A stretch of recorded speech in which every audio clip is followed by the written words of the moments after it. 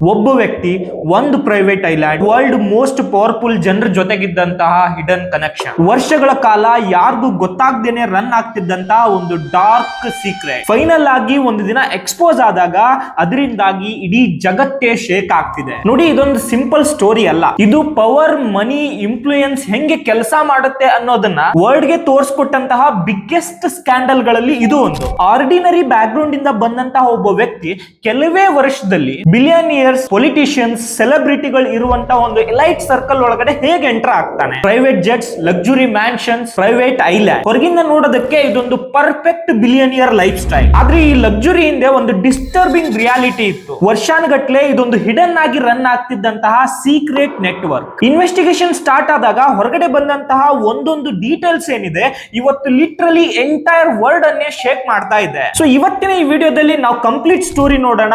ಈ Jeffrey Epstein ಯಾರು, ಅವನು ಹೇಗೆ ತನ್ನ ಆರ್ಡಿನರಿ ಲೈಫ್ ಇಂದ ಒಂದು ಗ್ಲೋಬಲ್ ಪವರ್ಫುಲ್ ನೆಟ್ವರ್ಕ್ ನ ಬಿಲ್ಡ್ ಮಾಡ್ದ, ಎಪ್ಸ್ಟೀನ್ ನ ಈ ಐಲ್ಯಾಂಡ್ ನಲ್ಲಿ ನಿಜವಾಗ್ಲೂ ಏನ್ ನಡೀತಾ ಇತ್ತು. ನೋಡಿ, ಈ ಕೇಸಲ್ಲಿ ವರ್ಲ್ಡ್ ಲೀಡರ್ಸ್ ಗಳ ಹೆಸರು ಕೂಡ ಈ ಗ್ಲೋಬಲ್ ಮೀಡಿಯಾನಲ್ಲಿ ಪದೇ ಪದೇ ಕೇಳಿ ಬಂದಿದೆ. Donald Trump, Narendra Modi, bill Clinton, ಇವ್ರನ್ನ ಬಿಟ್ಟು ಇನ್ನೂ ಎಷ್ಟೋ ಜನ ಬಿಸ್ನೆಸ್ ಮನ್ ಗಳ ನೇಮ್ ಗಳು ಕೂಡ ಕೇಳಿ ಬಂದಿದೆ. ಅಷ್ಟಕ್ಕೂ ಈ ಎಲ್ಲಾ ಲೀಡರ್ ಗಳಿಗೂ ಈ ಜೆಫ್ರಿ ಎಪ್ಸ್ಟೀನ್ಗೂ ಏನ್ ಸಂಬಂಧ? ಸೊ ನೀವು ಇಲ್ಲಿವರೆಗೂ ಕೂಡ ನಮ್ಮ ಚಾನೆಲ್ ನ ಸಬ್ಸ್ಕ್ರೈಬ್ ಮಾಡಿಲ್ಲ ಅಂದ್ರೆ ದಯವಿಟ್ಟು ಸಬ್ಸ್ಕ್ರೈಬ್ ಮಾಡ್ಕೊಳ್ಳಿ. ಅಂಡ್ ನಿಮ್ಮಲ್ಲಿ ಇನ್ನೊಂದು ಪರ್ಸನಲ್ ರಿಕ್ವೆಸ್ಟ್ ಮಾಡ್ಕೋತೀನಿ, ನಿಮ್ಮಿಂದ ಎಷ್ಟಾಗುತ್ತೋ ಅಷ್ಟು ಹೈ ಪಾಯಿಂಟ್ಸ್ ನ ಕೊಡೋದನ್ನ ಮರಿಬೇಡಿ. ಅದರಿಂದಾಗಿ ಈ ವಿಡಿಯೋ ಮತ್ತಷ್ಟು ಜನರಿಗೆ ರೆಕಮೆಂಡ್ ಆಗುತ್ತೆ. ಸೊ ಬನ್ನಿ, ಇವತ್ತಿನ ಈ ವಿಡಿಯೋದಲ್ಲಿ ನಾವು ತಿಳ್ಕೊಳ್ಳೋಕೆ ಹೋಗ್ತಿದೀವಿ ಜೆಫ್ರಿ ಎಪ್ಸ್ಟೀನ್ ಹಿಡನ್ ಎಂಪೈರ್ ಬಗ್ಗೆ.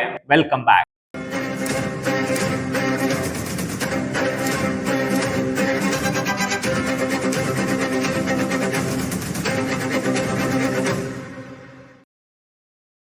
August 10, 2019 ನಲ್ಲಿ ಅಮೆರಿಕದ ಫೆಡರಲ್ ಜೈಲ್ ನಲ್ಲಿ ಕಸ್ಟಡಿನಲ್ಲಿದ್ದಂತಹ ಜೆಫ್ರಿ ಎಪ್ಸ್ಟೀನ್ ಸತ್ತೋಗಿದ್ದಾನೆ ಅನ್ನುವಂತಹ ನ್ಯೂಸ್ ಹೊರಗಡೆ ಬರುತ್ತೆ. ಇದರಿಂದ ಇಡೀ ಜಗತ್ತೇ ಶಾಕ್ ಆಗಿತ್ತು. ಅಫಿಷಿಯಲ್ ರಿಪೋರ್ಟ್ಸ್ ಪ್ರಕಾರ ಆತ ತನ್ನ ಜೀವನವನ್ನ ತಾನೇ ಎಂಡ್ ಮಾಡ್ಕೊಂಡಿದ್ದಾನೆ ಅಂತ ಹೇಳಿ ಅಲ್ಲಿರುವಂತಹ ರಿಪೋರ್ಟ್ಸ್ ಹೇಳಿದ್ರು, ಆ ಸಮಯದಲ್ಲಿ ಯುಎಸ್ ಪ್ರೆಸಿಡೆಂಟ್ ಆದಂತಹ ಡೊನಾಲ್ಡ್ ಟ್ರಂಪ್ ನ ಅಡ್ಮಿನಿಸ್ಟ್ರೇಷನ್ ಈ ಇನ್ವೆಸ್ಟಿಗೇಷನ್ ರೆಸ್ಪಾನ್ಸಿಬಿಲಿಟಿನ ಫೆಡರಲ್ ಏಜೆನ್ಸಿ ಕೈ ಕೊಡುತ್ತೆ. ಆದ್ರೆ ಈ ಡೆತ್ ಇಂದಾಗಿ ಹಲವಾರು ಸೀರಿಯಸ್ ಕ್ವಶನ್ಸ್ ಗಳು ರೈಸ್ ಆಗುತ್ತೆ. ಆತ ಸತ್ತಿರುವಂತಹ ದಿನ ರಾತ್ರಿ ಏನಿದೆ, ಅವತ್ತು ಜೈಲ್ನ ಎಷ್ಟೋ ಕ್ಯಾಮ್ರಾಗಳು ಸರಿಯಾಗಿ ಕೆಲಸ ಮಾಡ್ತಿರ್ಲಿಲ್ಲ ಅಂತ ಹೇಳಿ ರಿಪೋರ್ಟ್ ಬರುತ್ತೆ. ಅಂಡ್ ಅಗೇನ್ ಆ ರಿಪೋರ್ಟ್ಸ್ ಗಳಿಂದ ಹೊರಗಡೆ ಬರುತ್ತೆ, ಅವತ್ತು ಕೆಲಸ ಮಾಡ್ತಿದ್ದಂತಹ ಗಾರ್ಡ್ ಗಳು ಕೂಡ ಸರಿಯಾಗಿ ಮಾನಿಟರಿಂಗ್ ಮಾಡಿರ್ಲಿಲ್ಲ ಅಂತ ಹೇಳಿ. ನೋಡಿ, ಒಂದು ಹೈ ಲೆವೆಲ್ ಪ್ರಿಸನರ್ ಆಗಿರೋದ್ರಿಂದಾಗಿ ಅವನಿಗೆ ಬೇಕಾಗಿದ್ದಂತಹ ಹೈ ಲೆವೆಲ್ ಮಾನಿಟರಿಂಗ್ ಯಾಕೆ ಆಗಿಲ್ಲ ಅನ್ನುವಂತಹ ಡಿಸ್ಕಷನ್ ಏನಿದೆ ಪಬ್ಲಿಕ್ ನಲ್ಲಿ ತುಂಬಾನೇ ಜೋರಾಗಿ ಸೌಂಡ್ ಮಾಡ್ಲಿಕ್ಕೆ ಸ್ಟಾರ್ಟ್ ಮಾಡುತ್ತೆ. ಆತ ಹೇಗ್ ಸತ್ತ ಅನ್ನೋದ್ರ ಬಗ್ಗೆನೇ ಕ್ಲಾರಿಟಿ ಇಲ್ಲದೆ ಇರೋದ್ರಿಂದಾಗಿ ನಿಜವಾಗ್ಲೂ ಇದೊಂದು ಸೂಸೈಡ್ ಏನಾ ಅಥವಾ ಅವನ ಬಳಿ ಇದ್ದಂತಹ ಇನ್ಫಾರ್ಮೇಶನ್ ಪವರ್ಫುಲ್ ಪೀಪಲ್ ಗಳ ಬಗ್ಗೆ ಆಗಿರೋದ್ರಿಂದಾಗಿ ಅವರೇ ಆತನನ್ನ ಸೈಲೆಂಟ್ ಮಾಡಿದ್ರ. ಬಟ್ ಇನ್ವೆಸ್ಟಿಗೇಷನ್ ಅಥಾರಿಟೀಸ್ ಇದನ್ನ ಕನ್ಫರ್ಮ್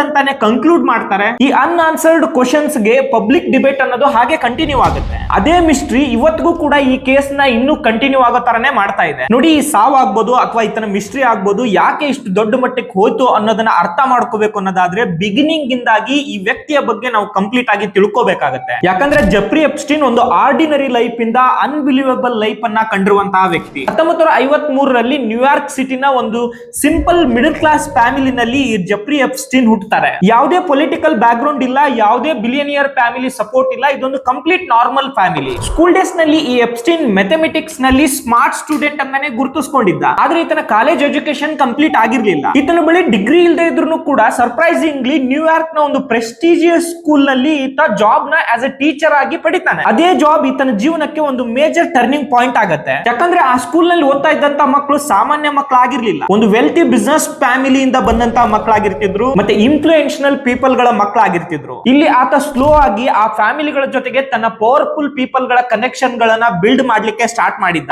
ಈತನ ಬಗ್ಗೆ ಎಲ್ಲರೂ ಹೇಳ್ತಿದ್ದಂತಹ ಕಾಮನ್ ಅಬ್ಸರ್ವೇಷನ್ ಏನು ಅಂದ್ರೆ ಎಪ್ಸ್ಟೀನ್ ನ ಕಮ್ಯುನಿಕೇಶನ್ ಸ್ಕಿಲ್ ತುಂಬಾನೇ ಪ್ರೊಫೆಷನಲ್ ಆಗಿತ್ತು. ಆತ ಎಲ್ಲರ ಜೊತೆಗೆ ಕಾಮ್ ಅಂಡ್ ಕಂಪೋಸ್ಡ್ ಆಗಿ ಹೈಲಿ ಕನ್ವಿನ್ಸಿಂಗ್ ಆಗಿ ಮಾತಾಡ್ತಾ ಇದ್ದ. ಆತ ಎಷ್ಟೇ ಕಠಿಣವಾದಂತಹ ಫಿನಾನ್ಷಿಯಲ್ ಪ್ರಾಬ್ಲಮ್ ಇದ್ರೂ ಕೂಡ ತುಂಬಾ ಸಿಂಪಲ್ ಆಗಿ ಅದನ್ನ ಎಕ್ಸ್ಪ್ಲೇನ್ ಮಾಡ್ತಾ ಇದ್ದ. ಇದೇ ಕಾರಣಕ್ಕೆ ಇನ್ಫ್ಲೂಯೆನ್ಷಿಯಲ್ ಫ್ಯಾಮಿಲೀಸ್ ಮತ್ತೆ ಈ ವೆಲ್ತಿ ಬಿಸ್ನೆಸ್ ಮನ್ ಗಳ ಜೊತೆಗೆ ಈತನ ರಿಲೇಶನ್ಶಿಪ್ ತುಂಬಾ ಬೇಗನೆ ಕನೆಕ್ಟ್ ಆಗುತ್ತೆ. ಜೆಫ್ರಿ ಎಪ್ಸ್ಟೀನ್ ಒಂದನ್ನ ತುಂಬಾ ಕ್ಲಿಯರ್ ಆಗಿ ಅರ್ಥ ಮಾಡ್ಕೊಂಡಿದ್ದ. ಯಾರ ಹತ್ರ ದುಡ್ಡಿರುತ್ತೋ ಅವ್ರಿಗೆ ಪ್ರತಿಯೊಬ್ಬರಿಗೂ ಇರುವಂತಹ ಆಸೆ ಸಿಮಿಲರ್ ಆಗಿರುತ್ತೆ. ನನ್ನ ಹತ್ರ ಇರುವಂತಹ ದುಡ್ಡನ್ನ ಇನ್ನೂ ಜಾಸ್ತಿ ಮಾಡ್ಕೋಬೇಕು ಅಂತ ಹೇಳಿ ಇದನ್ನ ಅಡ್ವಾಂಟೇಜ್ ಆಗಿ ತಗೊಂಡಿದ್ದಂತಹ ಎಪ್ಸ್ಟೀನ್ ತಾನು ಫಿನಾನ್ಸ್ ಅಲ್ಲಿ ತುಂಬಾನೇ ನಾಲೆಜಬಲ್ ಇರೋದ್ರಿಂದಾಗಿ ತನ್ನ ಸ್ಕೂಲ್ ಟೀಚರ್ ಜಾಬ್ ನ ರಿಸೈನ್ ಮಾಡಿ ಫಿನಾನ್ಷಿಯಲ್ ಅಡ್ವೈಸರ್ ಆಗಿ ಕೆಲಸ ಮಾಡ್ಲಿಕ್ಕೆ ಸ್ಟಾರ್ಟ್ ಮಾಡ್ತಾನೆ. ನೋಡಿ, ಆತನ ಕಾನ್ಫಿಡೆನ್ಸ್, ಕಮ್ಯುನಿಕೇಶನ್ ಸ್ಟೈಲ್ ಮತ್ತೆ ನಂಬರ್ ಗಳನ್ನ ಹ್ಯಾಂಡಲ್ ಮಾಡುವಂತಹ ರೀತಿ ಈ ಬಿಲಿಯನಿಯರ್ಸ್ ಮತ್ತೆ ರಿಚ್ ಫ್ಯಾಮಿಲಿಗಳನ್ನ ಇಂಪ್ರೆಸ್ ಮಾಡಿತ್ತು. ಈ ತರ ಡೇ ಬೈ ಡೇ ತನ್ನ ಕನೆಕ್ಷನ್ಸ್ ಗಳನ್ನ ಇಂಪ್ರೂವ್ ಮಾಡ್ಕೋತಾ ಹೋಗ್ತಿದ್ದಂತಹ ಜೆಫ್ರಿ ಎಪ್ಸ್ಟೀನ್ ಗೆ ಅಮೆರಿಕದ ಒಬ್ಬ ದೊಡ್ಡ ಬಿಲಿಯನಿಯರ್ ಬಿಸ್ನೆಸ್ ಮನ್ ಆದಂತಹ ಲೆಲ್ಸಿ ವ್ಯಾಕ್ಸ್ನರ್ ನ ಪರಿಚಯ ಆಗುತ್ತೆ. ಯಾವಾಗ ಇವ್ರ ಮಧ್ಯದಲ್ಲಿ ಒಂದು ಟ್ರಸ್ಟ್ ಬಿಲ್ಡ್ ಆಗುತ್ತೋ, ವ್ಯಾಕ್ಸ್ನರ್ ತನ್ನ ಪರ್ಸನಲ್ ಫೈನಾನ್ಸ್ ನ ಹ್ಯಾಂಡಲ್ ಮಾಡೋದಕ್ಕೋಸ್ಕರ ಈ ಜೆಫ್ರಿ ಎಪ್ಸ್ಟೀನ್ ಗೆ ಪವರ್ ಆಫ್ ಆಟೋನಮಿನು ಕೂಡ ಬರ್ಕೊಟ್ಟಿರ್ತಾನೆ. ಇದರಿಂದಾಗಿ ಎಪ್ಸ್ಟೀನ್ ನ ಲೈಫ್ ಸ್ಟೈಲ್ ಕಂಪ್ಲೀಟ್ ಆಗಿ ಚೇಂಜ್ ಆಗ್ಲಿಕ್ಕೆ ಇಲ್ಲಿಂದ ಸ್ಟಾರ್ಟ್ ಆಗುತ್ತೆ. 1980 ಇಂದ 1987 ಟೈಮ್ ನಲ್ಲಿ Jeffrey Epstein financial consulting firm ನ ಸ್ಟಾರ್ಟ್ ಮಾಡ್ತಾನೆ. ನೋಡಿ, ಈತ ತನ್ನನ್ನ ತಾನು ತುಂಬಾ ಇಂಟ್ರೋವರ್ಟ್ ಅನ್ನೋ ತರನು ತೋರಿಸ್ಕೋತಾ ಇದ್ದ. ಯಾವುದೇ ಲಕ್ಸುರಿ ಲೈಫ್ ನ ಆತ ಹೊರಗಡೆ ತೋರಿಸಿದ್ರು ಇಂಟರ್ವ್ಯೂ ಅಂತ ಹೇಳಿ ಮೀಡಿಯಾಗಳು ಈತನ ಬಳಿ ಬಂದಾಗ ಆತ ಹೇಳ್ಕೊತಾ ಇದ್ದ, ನಾನು ದೊಡ್ಡ ದೊಡ್ಡ ಬಿಲಿಯನರ್ಸ್ ಗಳ ಜೊತೆ ಮಾತ್ರ ಕೆಲಸ ಮಾಡ್ತೀನಿ ಅಂತ ಹೇಳಿ. ಅಂಡ್ ಆ ಎಲ್ಲಾ ಬಿಲಿಯನಿಯರ್ಸ್ ಗಳ ಬಗ್ಗೆನೂ ಕೂಡ ಈತ ತುಂಬಾ ಸೀಕ್ರೆಟ್ ಆಗಿ ಇಟ್ಕೋತಾ ಇದ್ದ. ಯಾರಿಗೂ ಅವ್ರು ಯಾರು ಏನ್ ಕೆಲಸ ಮಾಡ್ತಾರೆ, ಏನ್ ಬಿಸ್ನೆಸ್ ಮಾಡ್ತಾರೆ ಅನ್ನೋದನ್ನ ಎಲ್ಲೂ ರಿವೀಲ್ ಮಾಡ್ತಿರ್ಲಿಲ್ಲ. 1990 ಟೈಮ್ ಬಂದಾಗ ಈತನ ವೆಲ್ತ್ ಆಲ್ರೆಡಿ $500 million ನ ಕ್ರಾಸ್ ಮಾಡಿತ್ತು. ನ್ಯೂಯಾರ್ಕ್ ನಲ್ಲಿ ಲಕ್ಸುರಿ ಮೆನ್ಷನ್ಸ್, ಪ್ರೈವೇಟ್ ಜೆಟ್ಸ್ ನಲ್ಲಿ ಟ್ರಾವೆಲ್ ಮಾಡೋದು and world most expensive location ಗಳಲ್ಲಿ ಪ್ರಾಪರ್ಟೀಸ್ ಕೂಡ ಪರ್ಚೇಸ್ ಮಾಡ್ಲಿಕ್ಕೆ ಸ್ಟಾರ್ಟ್ ಮಾಡ್ತಾನೆ. Suddenly Alight billionaire life style ಅನ್ನೋದು ಒಂದು ಸ್ಟಾರ್ಟ್ ಆಗುತ್ತೆ. ನೋಡಿ, ಈತನ ಲಕ್ಸುರಿ ಲೈಫ್ ಗೆ ಉದಾಹರಣೆ ಅನ್ನೋ ತರನೇ 1998 $7.5 million ಕೊಟ್ಟು ಕೆರೆಬಿಯನ್ ಸಿ ಮಧ್ಯದಲ್ಲಿ ಲಿಟಲ್ ಸೆಂಟ್ ಜೇಮ್ಸ್ ಐಲ್ಯಾಂಡ್ ಅಂತ ಹೇಳಿ ಪರ್ಚೇಸ್ ಮಾಡ್ತಾನೆ. ಇದು ಆತನ ವೆಲ್ತ್ ಏನಿದೆ ಅದರ 1% ದುಡ್ಡಾಗಿತ್ತು ಅಷ್ಟೇ. ಇವನಿಗೆ 75 ಎಕರೆ ವಿಸ್ತೀರ್ಣದಲ್ಲಿದ್ದಂತಹ ಈ ಐಲ್ಯಾಂಡ್ ಈತನ ಕೇಸ್ ನಲ್ಲಿ ತುಂಬಾನೇ ದೊಡ್ಡ ರೋಲ್ ನ ಪ್ಲೇ ಮಾಡುತ್ತೆ. ಇದು ಕಂಪ್ಲೀಟ್ ಆಗಿ ಪ್ರೈವೇಟ್ ಕಂಟ್ರೋಲ್ಡ್ ಐಲ್ಯಾಂಡ್ ಆಗಿತ್ತು. ಯಾವುದೇ ತರನಾದಂತಹ ಪಬ್ಲಿಕ್ ಗೆ ಇಲ್ಲಿ ಅಲೋ ಇರಲಿಲ್ಲ. Without invitation and employ approved ಯಾರು ಬರೋ ತರ ಇರಲಿಲ್ಲ. ಅಂಡ್ ದೊಡ್ಡ ದೊಡ್ಡ ಮ್ಯಾನ್ಷನ್ ಗಳು, ದೊಡ್ಡ ದೊಡ್ಡ ಗೆಸ್ಟ್ ಹೌಸ್ ಗಳು, ಸ್ವಿಮ್ಮಿಂಗ್ ಪೂಲ್ ಆಗಿರ್ಬೋದು, ಪ್ರೈವೇಟ್ ಬೀಚ್ ಆಗಿರ್ಬೋದು, ಅಂಡ್ ಎರಡೆರಡು ಹೆಲಿಪ್ಯಾಡ್ ಗಳ ಪಾರ್ಕಿಂಗ್, ಎಲ್ಲಾ ತರನಾದಂತಹ ಲಕ್ಸುರಿ ಫೆಸಿಲಿಟಿಗಳನ್ನ ಇಲ್ಲಿ ಬಿಲ್ಡ್ ಮಾಡಲಾಗಿತ್ತು. 2000 ಟೈಮ್ ಗೆ ಜೆಫ್ರಿ ಎಪ್ಸ್ಟೀನ್ ನ ಲೈಫ್ ಹೊರಗಿಂದ ನೋಡೋದಕ್ಕೆ ಒಂದು ಸಕ್ಸಸ್ಫುಲ್ ಪರ್ಸನ್ ನ ಪೀಕ್ ಲೆವೆಲ್ ಅನ್ನೋ ತರ ಇತ್ತು. ಎಪ್ಸ್ಟೀನ್ ಐಲ್ಯಾಂಡ್ ನಲ್ಲಿ ಏನ್ ಆಗ್ತಾ ಇತ್ತು, ಏನ್ ನಡೀತಾ ಇತ್ತು, ಅದು ವರ್ಷಾನುಗಟ್ಲೆ ನಡೀತಾ ಇರುತ್ತೆ. ಆದ್ರೆ 2005 ಆದಂತಹ ಒಂದು ಸಣ್ಣ ಕಂಪ್ಲೇಂಟ್ ಏನಿದೆ, ಇಡೀ ಜಗತ್ತಿಗೆ ಅಲ್ಲಿ ಏನ್ ನಡೀತಿತ್ತು ಅನ್ನೋದನ್ನ ತೋರಿಸ್ಕೊಡುತ್ತೆ. ಮಾರ್ಚ್ 2005 ನಲ್ಲಿ 14 ವರ್ಷದ ಫ್ಲೋರಿಡಾದ ಒಂದು ಹುಡುಗಿ ತನ್ನ ಫ್ಯಾಮಿಲಿ ಜೊತೆಗೆ ಅಲ್ಲಿನ ಲೋಕಲ್ ಪೊಲೀಸ್ ಸ್ಟೇಷನ್ ಹೋಗಿ ಕಂಪ್ಲೇಂಟ್ ಕೊಡ್ತಾಳೆ. ನಮ್ಮ ಸ್ಕೂಲ್ ನಲ್ಲಿ ನನ್ನ ಜೊತೆಗೆ ಓದ್ತಿದ್ದಂತಹ ಹುಡುಗಿ ಒಂದು ಶ್ರೀಮಂತರ ಮನೆಯಲ್ಲಿ ಮಸಾಜ್ ಮಾಡುವಂತಹ ಕೆಲಸ ಇದೆ, ಅದನ್ನ ಮಾಡಿದ್ರೆ ನಿನಗೆ $200 ಇಂದ $300 ಕೊಡ್ತಾರೆ ಅಂತ ಹೇಳಿ ಒಬ್ಬ ಶ್ರೀಮಂತರ ಮನೆ ಕರ್ಕೊಂಡು ಹೋಗಿದ್ಲು. ಅಲ್ಲಿ ಹೋದಾಗ ಒಬ್ಬ ವ್ಯಕ್ತಿ ಬೆತ್ತಲೆ ಆಗಿ ಮಲ್ಕೊಂಡಿದ್ದ. ಆತನನ್ನ ಕಂಪ್ಲೀಟ್ ಬಟ್ಟೆಯನ್ನ ತೆಗೆದು ನ್ಯೂಡ್ ಆಗ್ಲಿಕ್ಕೆ ಹೇಳಿ ನಂತರ ಮಸಾಜ್ ಹೆಸರಿನಲ್ಲಿ ನನ್ನ ಮಾಡಿದಾನೆ ಅಂತ ಹೇಳಿ ಕಂಪ್ಲೇಂಟ್ ಕೊಡ್ತಾಳೆ. ನೋಡಿ, ಈ ವ್ಯಕ್ತಿ ಬೇರೆ ಯಾರು ಅಲ್ಲ, ಅದೇ ಜೆಫ್ರಿ ಎಪ್ಸ್ಟೀನ್. ಪೊಲೀಸರು ಕೇಸ್ ರಿಜಿಸ್ಟರ್ ಮಾಡ್ಕೊಂಡು ಇನ್ವೆಸ್ಟಿಗೇಷನ್ ಸ್ಟಾರ್ಟ್ ಮಾಡ್ತಾರೆ.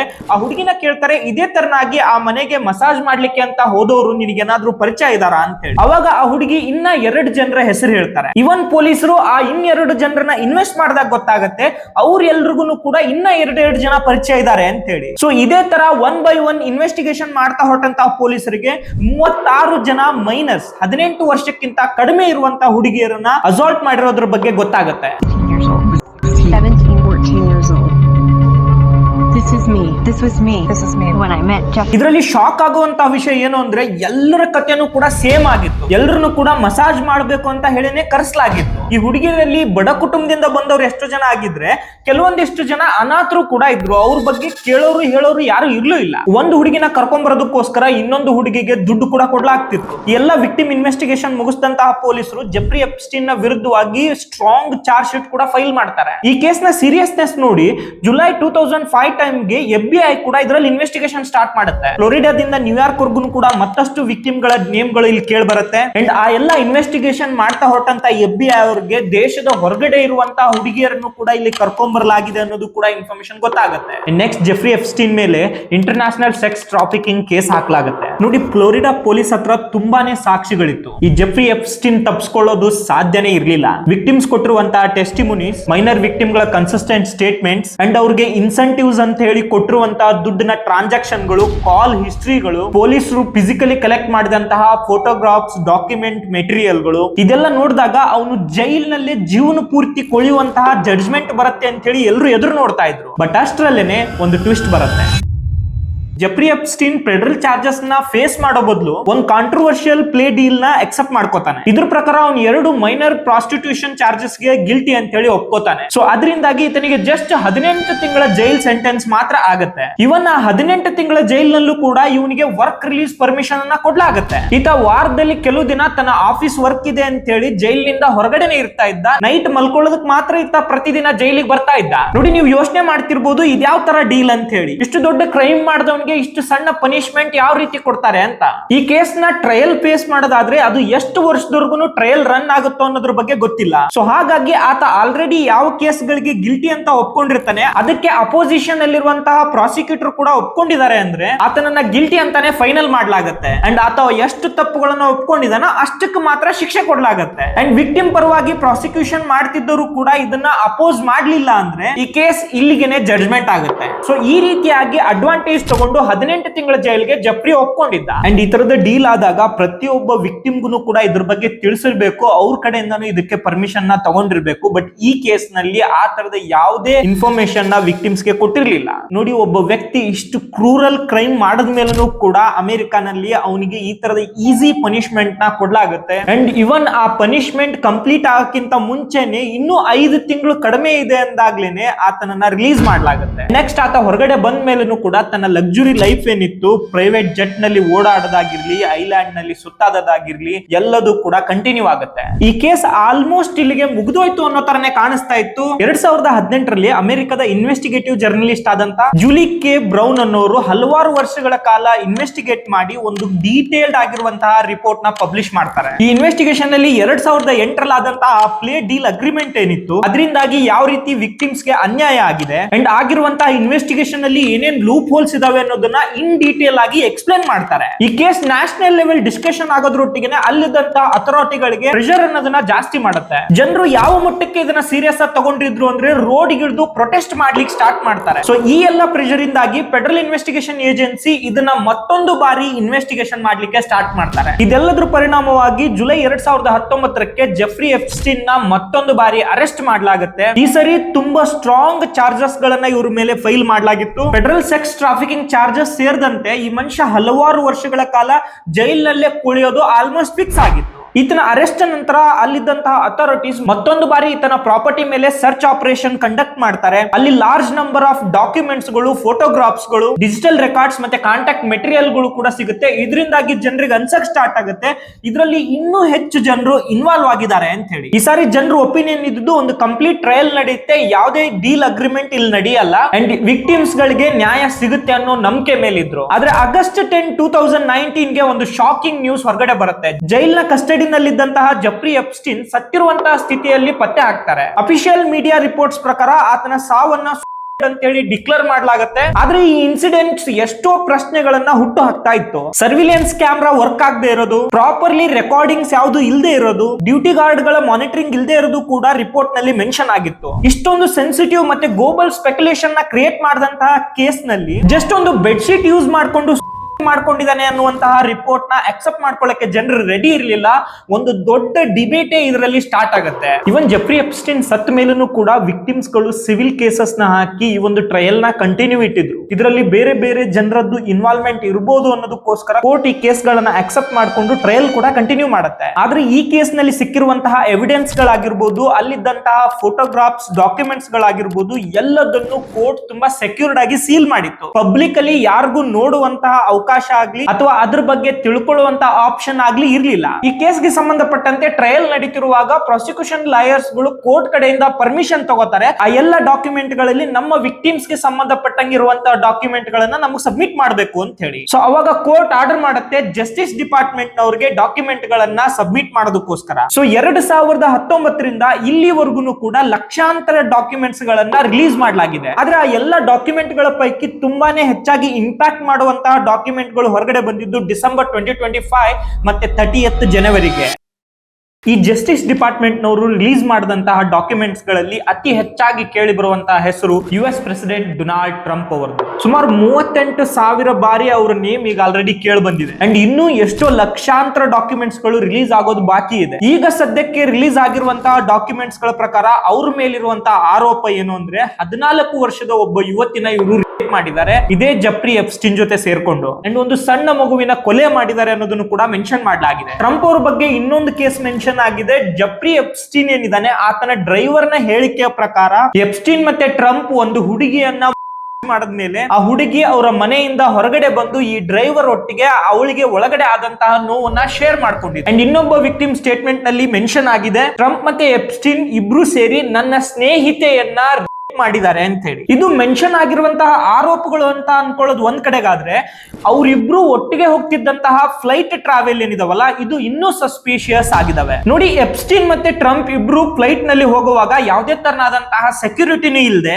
ಜಸ್ಟ್ ಅವ್ರಿಬ್ರೇ ಜರ್ನಿ ಮಾಡ್ತಾ ಇದ್ರು. ಅವ್ರಿಬ್ರು ಒಟ್ಟಿಗೆ ಒಂದು 20 ವರ್ಷದ ಹುಡುಗಿನೂ ಕೂಡ ಇತ್ತು. ಯೋಚನೆ ಮಾಡಿ, ಗಂಟೆಗಟ್ಟಲೆ ನಡೆದಂತಹ ಈ ಜರ್ನಿನಲ್ಲಿ ಆ ಫ್ಲೈಟ್ ಅಲ್ಲಿ ಇವರೊಟ್ಟಿಗೆ ಒಂದು 20 ವರ್ಷದ ಹುಡುಗಿ ಜರ್ನಿ ಮಾಡಿದೆ ಅಂದ್ರೆ ಅಲ್ಲಿ ಏನ್ ಬೇಕಾದ್ರೂ ಆಗಿರ್ಬೋದು ಅನ್ನೋದನ್ನ ನೀವು ಅರ್ಥ ಮಾಡ್ಕೋಬೇಕು. ಇವನ್ ಆ ಹುಡುಗಿ ಇವರಿಬ್ಬರ ಜೊತೆಗೆ ಇದ್ಲು ಅನ್ನೋದನ್ನು ಕೂಡ ಡಾಕ್ಯುಮೆಂಟ್ಸ್ ಗಳಲ್ಲಿ ಮೆನ್ಷನ್ ಮಾಡಲಾಗಿದೆ. ನೋಡಿ, ಈ ತರದ ಅಲಿಗೇಷನ್ ಗಳು ಈ ಎಪ್ಸ್ಟೀನ್ ಮತ್ತೆ ಟ್ರಂಪ್ ಅವರ ಮೇಲೆ ಇದು ಮೊದಲನೇ ಬಾರಿ ಏನಲ್ಲ. ಇವನ್ ಈ ಡಾಕ್ಯುಮೆಂಟ್ಸ್ ಗಳನ್ನ ಹೊರತುಪಡಿಸಿನೂ ಕೂಡ ಇವರಿಬ್ಬರ ಮೇಲೆ ಅಲಿಗೇಷನ್ಸ್ ಗಳು ಬಂದಿದಾವೆ. ಸ್ಟೇಸಿ ವಿಲಿಯಂ ಅನ್ನುವಂತಹ ಮಾಡೆಲ್ ಎಪ್ಸ್ಟೀನ್ ಜೊತೆಗೆ ನ್ಯೂಯಾರ್ಕ್ ನಲ್ಲಿರುವಂತಹ ಟ್ರಂಪ್ ಟವರ್ ಹೋದಾಗ ಅಲ್ಲಿ ಟ್ರಂಪ್ ಅವಳ ಜೊತೆಗೆ ತುಂಬಾನೇ ಮಿಸ್ಬಿಹೇವ್ ಮಾಡಿದ್ದ. ಅದನ್ನ ಎಪ್ಸ್ಟೀನ್ ಅಲ್ಲೇ ಇದ್ರು ಕೂಡ ವಿರೋಧ ಮಾಡದೆ ಅವರಿಬ್ರು ನಗ್ತಾ ಇದ್ರು ಅಂಡ್ ಅವರಿಬ್ರು ಅದನ್ನ ಎಂಜಾಯ್ ಮಾಡ್ತಾ ಇದ್ರು ಅಂತಾನು ಕೂಡ ಅಲಿಗೇಷನ್ ಮಾಡ್ತಾರೆ. Williams also claimed that Epstein and Trump looked at each other and smiled during the alleged incident, which Williams says she now believes was coordinated and, quote, some kind of weird, twisted game. And Epstein ಮತ್ತೆ Trump ಏನಿದ್ದಾರೆ ವಾರದಲ್ಲಿ 3 ದಿನನಾದ್ರೂ ಕೂಡ meet ಆಗೇ ಆಗ್ತಿದ್ರು. And ಅವರಿಬ್ಬರ ಮಧ್ಯೆ ಇದ್ದಂತಹ ಕಾಲ್ log ಗಳ ಬಗ್ಗೆನೂ ಕೂಡ ಈ ಎಲ್ಲಾ ಡಾಕ್ಯುಮೆಂಟ್ಸ್ ಗಳಲ್ಲಿ ಮೆನ್ಷನ್ ಆಗಿದೆ. ಅಂಡ್ ಈ ಎಲ್ಲ ಕಾರಣದಿಂದಾಗಿ ಅಮೆರಿಕದ ವೈಟ್ ಹೌಸ್ ಮುಂದೆ ತುಂಬಾ ಜನ ಪ್ರತಿಭಟನೆಯನ್ನು ಕೂಡ ಈಗ ಮಾಡ್ತಾ ಇದ್ದಾರೆ. ನೋಡಿ, ಡೊನಾಲ್ಡ್ ಟ್ರಂಪ್ ಅವರನ್ನ ಜನರು ವಿರೋಧ ಮಾಡ್ಲಿಕ್ಕೆ, ಅವರನ್ನ ಪ್ರಶ್ನೆ ಮಾಡ್ಲಿಕ್ಕೆ ಕಾರಣ ಏನು ಅನ್ನೋದಾದ್ರೆ, ಎಪ್ಸ್ಟೀನ್ ಒಂದು ಬಾರಿ ಜೈಲ್ಗೆ ಹೋಗಿ ಬಂದ ಮೇಲೂ ಕೂಡ ಡೊನಾಲ್ಡ್ ಟ್ರಂಪ್ ಅವರು ಆತನೊಟ್ಟಿಗೆ ಕಾಂಟ್ಯಾಕ್ಟ್ ಅಲ್ಲಿ ಇದ್ರು. ಅದರೊಟ್ಟಿಗೆ ಆತ ಮಾಡ್ತಿದ್ದಂತಹ ಎಲ್ಲ ಅನೈತಿಕ ಕೆಲಸಗಳು ಮತ್ತೆ ಸಣ್ಣ ವಯಸ್ಸಿನ ಈ ಮಕ್ಕಳ ಜೊತೆಗೆ ಆತ ನಡ್ಕೋತಿದ್ದಂತಹ ರೀತಿ ಏನಿದೆ ಅದ್ರ ಬಗ್ಗೆ ಡೊನಾಲ್ಡ್ ಟ್ರಂಪ್ ಅವ್ರಿಗೆ ತುಂಬಾ ಕ್ಲಿಯರ್ ಆಗಿ ಗೊತ್ತಿತ್ತು. ಆದ್ರೂ ಸಹಿತ ಆತನ ಮೇಲೆ ಯಾವುದೇ ತರನಾದಂತಹ ಕ್ರಮನ ಇವ್ರು ತಗೊಂಡಿರ್ಲಿಲ್ಲ ಅನ್ನೋದು ಜನರನ್ನ ತುಂಬಾನೇ ಆಕ್ರೋಶಗೊಳ್ಳೋ ತರ ಮಾಡ್ತಾ ಇದೆ. ಅಂಡ್ ಎಷ್ಟೋ ಮೀಡಿಯಾದವ್ರು ಕೇಳ್ತಿರುವಂತಹ ಪ್ರಶ್ನೆಗೆ ಟ್ರಂಪ್ ಹೇಳೋದೇನು ಅಂದ್ರೆ, ನಾನು ಎಷ್ಟೋ ವರ್ಷದ ಹಿಂದೆ ಆತನೊತ್ತಿಗೆ ಸ್ನೇಹಿತನಾಗಿದ್ದೆ. ಆಫ್ಟರ್ ದಟ್ ಲಾಸ್ಟ್ 20 ಇಯರ್ಸ್ ಇಂದ ನನಗೂ ಅವನಿಗೂ ಯಾವುದೇ ತರನಾದಂತಹ ಪರಿಚಯ ಇಲ್ಲ ಅಂತ ಹೇಳಿ. ಅಂಡ್ ಟ್ರಂಪ್ ಗೌರ್ಮೆಂಟ್ ಅಂಡರ್ ನಲ್ಲೇ ಬರುವಂತಹ ಜಸ್ಟಿಸ್ ಡಿಪಾರ್ಟ್ಮೆಂಟ್ ನವರು ಕೂಡ ಇದೆಲ್ಲದು ಸುಳ್ಳು ವಿಡಿಯೋಗಳು, ಸುಳ್ಳು ಫೋಟೋಗಳು, ಪ್ರೆಸಿಡೆಂಟ್ ಮತ್ತೆ ಎಪ್ಸ್ಟೀನ್ ಅವರಿಗೆ ಯಾವುದೇ ಸಂಬಂಧ ಇಲ್ಲ ಅಂತ ಹೇಳಿ ಕ್ಲೀನ್ ಚಿಟ್ ಕೊಡ್ತಿದ್ದಾರೆ. ಹೆಚ್ಚಾಗಿ ಟ್ರಂಪ್ ಅವರ ನೇಮ್ ಏನಕ್ಕೆ ಕೇಳಿ ಬರ್ತಿದೆ ಅಂದ್ರೆ, ಬೇರೆ ಬೇರೆ ದೇಶದ ಲೀಡರ್ಸ್ ಆಗಿರ್ಬೋದು, ಬೇರೆ ಬೇರೆ ದೇಶದ ಬಿಸ್ನೆಸ್ ಮನ್ಸ್ ಆಗಿರ್ಬೋದು, ಅವ್ರ ಎಲ್ಲರನ್ನ ಟ್ರಂಪ್ ಗೆ ಪರಿಚಯ ಮಾಡಿಸೋದಕ್ಕೋಸ್ಕರ ಈ ಎಪ್ಸ್ಟೀನ್ ಟ್ರಂಪ್ ಮತ್ತೆ ಆ ಎಲ್ಲ ಬಿಸ್ನೆಸ್ ಮನ್ ಗಳ ಮಧ್ಯೆ ಒಂದು ರೀತಿಯ ಬ್ರಿಡ್ಜ್ ತರ ಕೆಲಸ ಮಾಡ್ತಿದ್ದ ಅಂತಾನು ಕೂಡ ರೂಮರ್ಸ್ ಇದಾವೆ. ಅಂಡ್ ನೆಕ್ಸ್ಟ್, ಜೆಫ್ರಿ ಎಪ್ಸ್ಟೀನ್ ನ ಪವರ್ಫುಲ್ ಕನೆಕ್ಷನ್ಸ್ ನಲ್ಲಿ ಕೇಳಿ ಬರುವಂತಹ ಹೆಸರು ಇದೇ US ನ ಫಾರ್ಮರ್ ಪ್ರೆಸಿಡೆಂಟ್ ಆದಂತಹ ಬಿಲ್ ಕ್ಲಿಂಟನ್ ಅವರದು. 2000 ಟೈಮ್ ನಲ್ಲಿ ಬಿಲ್ ಕ್ಲಿಂಟನ್ ಅವರು ಇದೇ ಜೆಫ್ರಿ ಎಪ್ಸ್ಟೀನ್ ಒಟ್ಟಿಗೆ ಆತನ ಪ್ರೈವೇಟ್ ಜೆಟ್ ನಲ್ಲಿ ಓಡಾಡಿರುವಂತಹ ಫ್ಲೈಟ್ ಲಾಗ್ ಗಳು ಸಿಕ್ಕಿದಾವೆ. ಅಂಡ್ ಬಿಲ್ ಕ್ಲಿಂಟನ್ ಅವರ ಆಫೀಸ್ ಕಡೆಯಿಂದ ಕನ್ಫರ್ಮ್ ಮಾಡಿದ್ದಾರೆ, ನಾವು ಸುಮಾರು ವರ್ಷದ ಹಿಂದೆ ಆತನೊಟ್ಟಿಗೆ ನಾನು ಟ್ರಾವೆಲ್ ಮಾಡಿದೀನಿ ವಿತ್ ಅಫಿಷಿಯಲ್ ರೀಸನ್ಸ್ ಗೋಸ್ಕರ. ಅಂಡ್ ಬಟ್ ನನಗೆ ಆತನ ಕ್ರಿಮಿನಲ್ ಹಿಸ್ಟರಿಗಳ ಬಗ್ಗೆ ಗೊತ್ತಿಲ್ಲ ಅಂತ ಹೇಳಿ. ಬಿಲ್ ಕ್ಲಿಂಟನ್ ಅವರು ಅವ್ರ ಮೇಲೆ ಬಂದಿರುವಂತಹ ಆರೋಪಗಳನ್ನ ಡಿನೈ ಮಾಡಿದ್ರು ಕೂಡ ನ್ಯಾಷನಲ್ ನ್ಯೂಸ್ ಚಾನೆಲ್ ಗಳಲ್ಲಿ ಬಿಲ್ ಕ್ಲಿಂಟನ್, ಎಪ್ಸ್ಟೀನ್ ಮತ್ತೆ ಯಾವುದೋ ಒಂದು ಹುಡುಗಿ ಜೊತೆಗೆ ಸ್ವಿಮ್ಮಿಂಗ್ ಪೂಲ್ ನಲ್ಲಿ ಸ್ವಿಮ್ ಮಾಡ್ತಿರುವಂತಹ ವಿಡಿಯೋಗಳು ವೈರಲ್ ಆಗ್ತಿವೆ. ಇವನ್ ಈ ವಿಡಿಯೋಗಳು, ಈ ಫೋಟೋಗಳು ಎಪ್ಸ್ಟೀನ್ ಒಂದು ಬಾರಿ ಜೈಲಿಗೆ ಹೋಗಿ ಬಂದ ಮೇಲಿನ ಫೋಟೋಗಳು ಆಗಿರಬಹುದು ಅನ್ನೋದು ಎಷ್ಟೋ ಜನರ ವಾದ. ಒಬ್ಬ ವ್ಯಕ್ತಿ ಈ ತರ ಸೆಕ್ಸ್ ಟ್ರಾಫಿಕಿಂಗ್ ನಲ್ಲಿ ಜೈಲಿಗೆ ಹೋಗಿ ಬಂದ ಮೇಲೂ ಕೂಡ ಈ ತರದ ಅಮೆರಿಕನ್ ಗ್ರೇಟ್ ಲೀಡರ್ಸ್ ಆತನೊಟ್ಟಿಗೆ ಸಮಯ ಕಳೀತಿದ್ದಾರೆ ಅಂದ್ರೆ ಅದು ಜಸ್ಟ್ ಆ ಲೀಡರ್ಸ್ ಗಳಿಗೆ ಆಗುವಂತಹ ಅವಮಾನ ಅಲ್ಲ, ಆ ದೇಶಕ್ಕೆ ಆಗುವಂತಹ ಅವಮಾನ. ಅಂಡ್ ಎಷ್ಟೋ ಫೋಟೋಗಳಲ್ಲಿ ಬಿಲ್ ಕ್ಲಿಂಟನ್ ಅವರು ಈ ಎಪ್ಸ್ಟೀನ್ ಜೊತೆಗಿದ್ದಾಗ ಅವರೊಟ್ಟಿಗೆ ಹುಡುಗಿಯರು ಇರುವಂತಹ ಫೋಟೋಗಳು ವೈರಲ್ ಆಗ್ತಾ ಇದಾವೆ. ಜೆಫ್ರಿ ಎಪ್ಸ್ಟೀನ್ ಪವರ್ಫುಲ್ ಕನೆಕ್ಷನ್ ಗಳ ಬಗ್ಗೆ ಮಾತಾಡುವಾಗ ಕೇಳಿ ಬರುವಂತಹ ಮತ್ತೊಂದು ಹೆಸರು British royal family member Prince ಆಂಡ್ರೋ.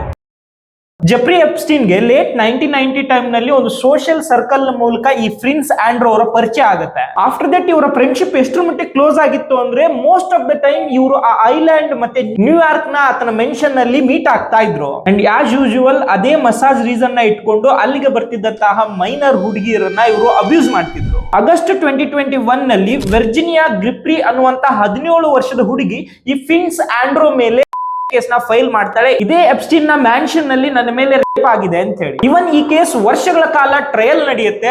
2022 ಫೆಬ್ರವರಿಗೆ prince ಆಂಡ್ರೋ ಅವರು ಔಟ್ ಆಫ್ ದ ಕೋರ್ಟ್ ಅವಳಿಗೆ ಕಾಂಪನ್ಸೇಷನ್ ಕೊಟ್ಟು ಸೆಟಲ್ಮೆಂಟ್ ಮಾಡ್ಕೋತಾರೆ. ಇವೊಂದು ಕಾಂಪನ್ಸೇಷನ್ ಕೊಟ್ಟು ಸೆಟಲ್ ಮಾಡ್ಕೊಂಡಿದ್ರು ಕೂಡ ಮೀಡಿಯಾದವರ ಮುಂದೆ ನಾನು ಯಾವುದೇ ತರನಾದಂತಹ ತಪ್ಪು ಮಾಡಿಲ್ಲ ಅಂತ ಹೇಳಿ ಸ್ಟೇಟ್ಮೆಂಟ್ ಕೊಡ್ತಾರೆ. ಇದರಿಂದಾಗಿ ಇವ್ರಿಗೆ ದೊಡ್ಡ ಮಟ್ಟದ ಮಾನಹಾನಿ ಆಗಿತ್ತು ಅಂತ ಹೇಳ್ಬೋದು. ಬಟ್ ಇವ್ರ ಮೇಲೆ ಯಾವುದೇ ತರನಾದಂತಹ ಆಕ್ಷನ್ ಗಳು ಅವ್ರ ಫ್ಯಾಮಿಲಿಯಿಂದ ಆಗಿರಲ್ಲ. ಬಟ್ ಆದ್ರೆ 2025 ಡಿಸೆಂಬರ್ ಡಿಸೆಂಬರ್ ನಲ್ಲಿ ಯಾವಾಗ ಇವರು ಸಣ್ಣ ಸಣ್ಣ ಹುಡುಗಿಯರ ಜೊತೆಗೆ ವಿಚಿತ್ರವಾಗಿ ಇರುವಂತಹ ಫೋಟೋಗಳು ವೈರಲ್ ಆಗುತ್ತೋ ಇವರ ಕೆಟ್ಟ ಸಮಯ ಮತ್ತೊಂದು ಬಾರಿ ಸ್ಟಾರ್ಟ್ ಆಗುತ್ತೆ. ಪ್ರಿನ್ಸ್ ಆಂಡ್ರೂ ಅವರ ಸಹೋದರ ಕಿಂಗ್ಸ್ ಚಾರ್ಲೋ ಅವರು ಈ ಎಪ್ಸ್ಟೈನ್ ಫೈಲ್ಸ್ ನ ಕಾಂಟ್ರವರ್ಸಿ ಆದ್ಮೇಲೆ ಅವರ ತಮ್ಮನನ್ನ ಅವ್ರಿಗಿದ್ದಂತಹ ರಾಯಲ್ ಫ್ಯಾಮಿಲಿಯ ಡ್ಯೂಟೀಸ್ ಏನಿದಾವೆ ಅದೆಲ್ಲದ್ರಿಂದನೂ ಕೂಡ ಕೆಳಗಿಳಿಸ್ತಾರೆ. ಅದಷ್ಟೇ ಅಲ್ಲ, ಅವರಿದ್ದಂತಹ ರೆಸಿಡೆನ್ಸಿಯಿಂದನೂ ಖಾಲಿ ಮಾಡಬೇಕು ಅನ್ನುವಂತ ಆರ್ಡರ್ ಹೊರಡಿಸ್ತಾರೆ. ಪ್ರಿನ್ಸ್ ಆಂಡ್ರೂ ಅವರ ಕೇಸ್ ನಲ್ಲೂ ಕೂಡ ಕನ್ವಿಕ್ಟೆಡ್ ಆಗಿರುವಂತಹ ಒಬ್ಬ ವ್ಯಕ್ತಿಯ ಜೊತೆಗೆ ಇವರು ರಿಲೇಶನ್ಶಿಪ್ ನಲ್ಲಿ ಇದ್ದಿದ್ದು ಇವರ ಕೆರಿಯರ್ ಗೆ ಒಂದು ದೊಡ್ಡ ಮುಳು ಆಯ್ತು ಅಂತಾನೆ ಹೇಳ್ಬೋದು. ನೆಕ್ಸ್ಟ್ ಕೇಳ್ಬರುವಂತಹ ಇನ್ನೊಂದು ಹೆಸರು ಗಿಸ್ಲೈನ್ ಮ್ಯಾಕ್ಸ್ವೆಲ್.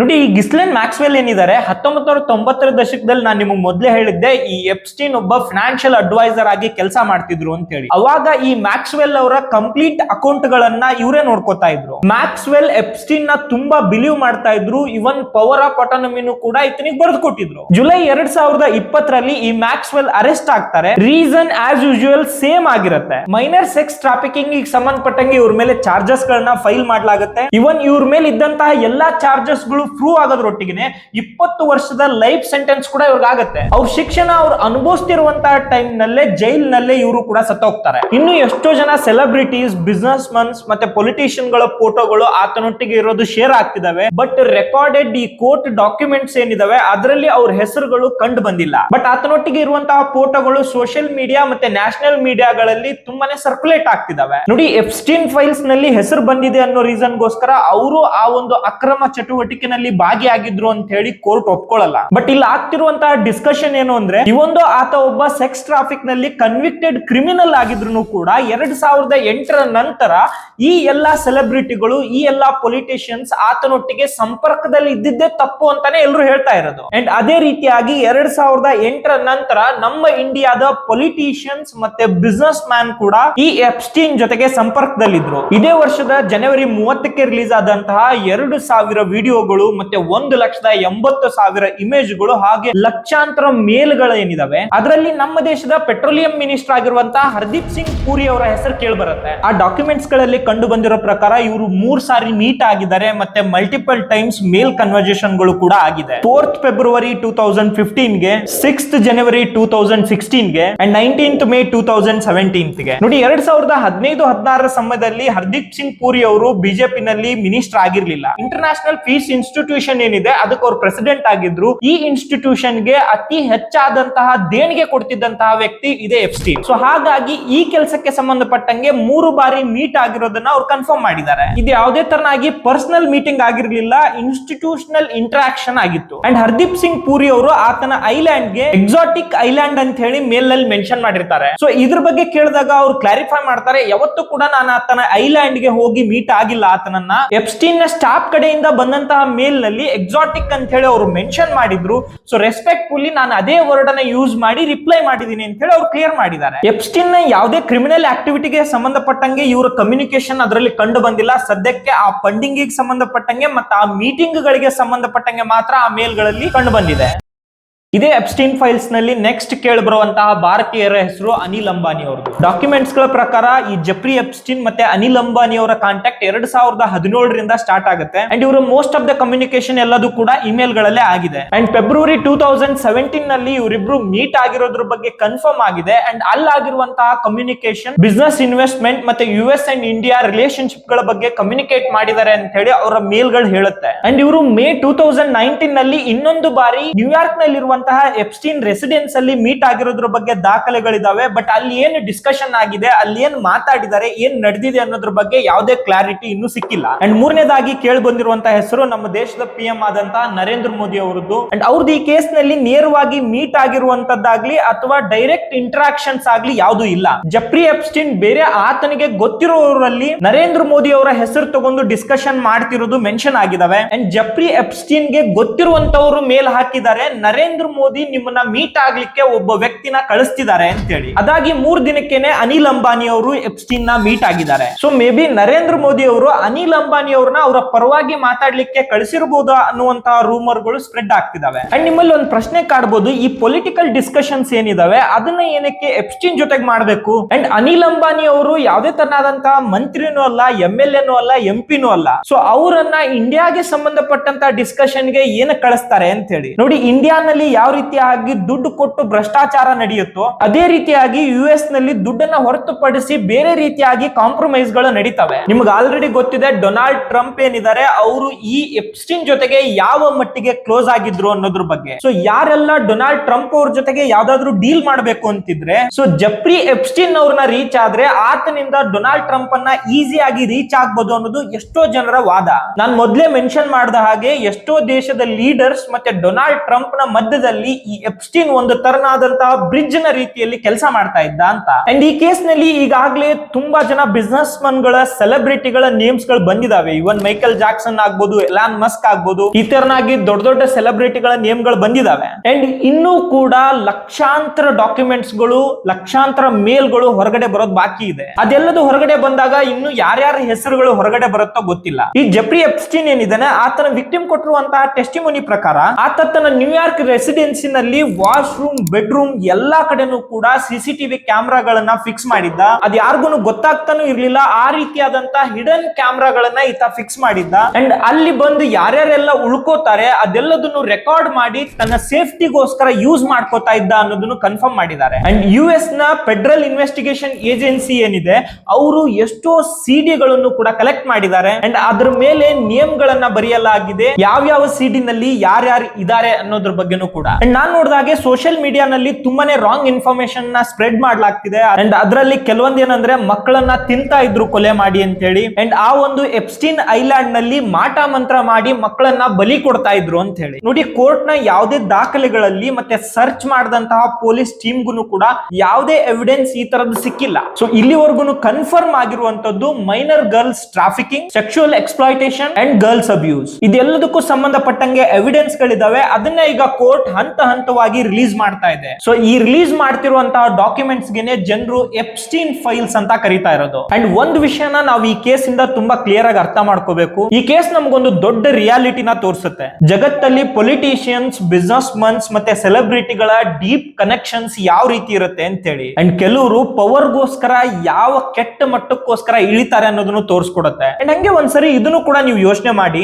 ಅಮೆರಿಕದಲ್ಲಿ 20 ರಿಂದ 25 ವರ್ಷದ ಸಾಲಿನಲ್ಲಿ ನಡೆದಂತಹ ಈ 100ಕ್ಕೂ ಹೆಚ್ಚು ಪ್ರಕರಣಗಳು ಏನಿದಾವೆ ಇವತ್ತು ಇಡೀ ಜಗತ್ತನ್ನೇ ಶೇಕ್ ಮಾಡ್ತಾ ಇದಾವೆ. ಅಂಡ್ ನಮ್ಮ ದೇಶದಲ್ಲಿ ಒಂದು ದಿನಕ್ಕೆ 80 ರಿಂದ 90 ಜನರ ಮೇಲೆ ರೇಪ್ ಆಗುತ್ತೆ. ಸಾಮಾನ್ಯ ಜನರಾಗಿರುವಂತಹ ನಾವು ಇವತ್ತು ಎಪ್ಸ್ಟೀನ್ ಫೈಲ್ಸ್ ಗೆ ಕೊಡ್ತಿರುವಂತಹ ಪ್ರಿಫರೆನ್ಸ್ ನ ನಮ್ಮ ದೇಶದಲ್ಲಿ ಆಗ್ತಿರುವಂತಹ ಕ್ರೈಮ್ ಗಳಿಗೆ ಯಾಕೆ ಕೊಡ್ತಿಲ್ಲ ಅನ್ನೋದ್ರ ಬಗ್ಗೆ ನಾವು ಒಂದ್ಸರಿ ಯೋಚನೆ ಮಾಡ್ಬೇಕಾಗತ್ತೆ. ಎಲ್ಲಿವರೆಗೂ ನಮ್ಮ ಮನೆ ಸಮಸ್ಯೆನ ನಾವು ಸರಿ ಮಾಡ್ಕೊಳ್ಳಲ್ವೋ ಅಲ್ಲಿವರೆಗೂ ಪಕ್ಕದ ಮನೆಯವರ ಸಮಸ್ಯೆನ ಪ್ರಶ್ನೆ ಮಾಡುವಂತಹ ಯೋಗ್ಯತೆನೂ ನಮ್ಗಿರಲ್ಲ. ಸೊ ಇಷ್ಟ ಹೇಳಿ ಇವತ್ತಿನ ವಿಡಿಯೋನ ಇಲ್ಲಿ ಮುಗಿಸ್ತಿದೀನಿ. ಈ ಕೇಸ್ಗೆ ಸಂಬಂಧಪಟ್ಟಂಗೆ ನಿಮಗೆ ಏನ್ ಅನ್ಸುತ್ತೆ ಅನ್ನೋದನ್ನ ಕಮೆಂಟ್ ಸೆಕ್ಷನ್ ಅಲ್ಲಿ ತಿಳಿಸಿ. ಸ್ಟಾರ್ಟಿಂಗ್ ಮಾಡುವಂತಹ 100 ಕಮೆಂಟ್ಸ್ ಗೆ ಡೆಫಿನೆಟ್ಲಿ ನಾನು ರಿಪ್ಲೈ ಮಾಡ್ತೀನಿ. ಅಂಡ್ ಇದೇ ತರನಾದಂತಹ ಬೇರೆ ಬೇರೆ ವಿಡಿಯೋಗಳು ನಮ್ಮ ಚಾನೆಲ್ ಅಲ್ಲಿ ಅವೈಲೇಬಲ್ ಇದಾವೆ. ಅಂಡ್ ಲಾಸ್ಟ್ ಟೈಮ್ ನಾನು ಕಂದಹಾರ್ ಹೈಜಾಕಿಗೆ ಸಂಬಂಧಪಟ್ಟಂಗೆ ಒಂದು ವಿಡಿಯೋ ಮಾಡಿದ್ದೆ. ಆ ಲಿಂಕ್ ಇಲ್ಲಿ ಮೆನ್ಷನ್ ಮಾಡಿರ್ತೀನಿ, ನೀವು ಅದನ್ನು ಕೂಡ ನೋಡಬಹುದು. ಅಂಡ್ ಇದೇ ತರನಾದಂತಹ ಬೇರೆ ಬೇರೆ ವಿಷಯಗಳೊಟ್ಟಿಗೆ ನಿಮ್ ಮುಂದೆ ಬರ್ತೀನಿ. Thank you so much. Bye.